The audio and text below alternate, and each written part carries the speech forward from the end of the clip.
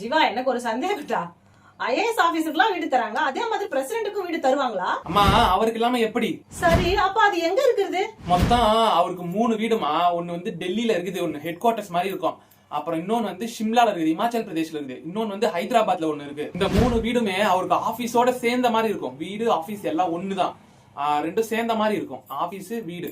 சரி ஜீவா, அவங்க வீட்டுக்கு இப்போ ஒரு பெயர் இருக்கும், அது மாதிரி அவருடைய வீட்டுக்கு என்ன பெயர் இருக்குது? அவருடைய வீட்டோட பெயர் என்ன தெரியுமா? ராஷ்டிரபதி பவன், லொகேட்டட் இன் டெல்லியில இருக்குது. சரி ஜீவா, பிரசிடென்ட் எப்படி 3 இடத்துலயும் வேலை செய்ய முடியும்? அம்மா பிரசிடென்ட் 3 இடத்துலயும் வேலை செய்ய முடியுமா? அவருக்கு 3 ஆபீஸ் இருக்கு.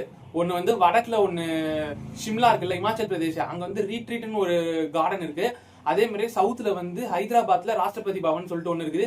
மெயின் ஆபீஸ் வந்து டெல்லியில ராஷ்டிரபதி பவன் சொல்லிட்டு இன்னொன்னு இருக்கு. மொத்தம் 3 ஆபீஸ்லயும் ஒரு வருடத்திற்கு ஒரு முறை சொல்லிட்டு பயணம் செஞ்சு அங்க வேலை செய்வார். இது நம்ம இந்தியாவின் ஒற்றுமையை குறிக்கிற மாதிரி இருக்குதே. ஆமாமா, நார்த்லயும் இருக்குது, சவுத்லயும் இருக்கு ஒரு ஆபீஸ். இதனால நம்ம வந்து அது வந்து எப்படின்னா ஒரு யூனியன், ஒற்றுமையை பறைசாற்ற மாதிரியே இருக்குது. இந்த இன்ட்ரெஸ்டிங் ஃபேக்ட்ஸ் உங்களுக்கு பிடிச்சிருந்தா லைக் பண்ணுங்க, சப்ஸ்கிரைப் பண்ணுங்க, ஷேர் பண்ணுங்க மக்களே. நன்றி, வணக்கம்.